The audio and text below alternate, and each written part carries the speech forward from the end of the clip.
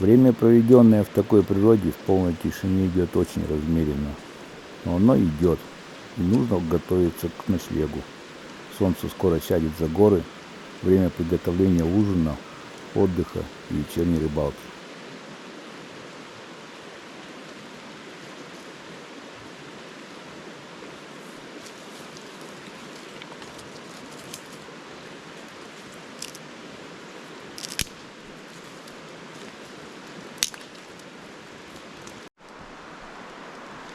Вот у нас обед настал, долгожданный.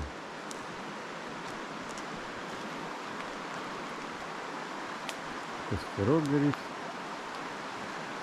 сейчас чай сварится,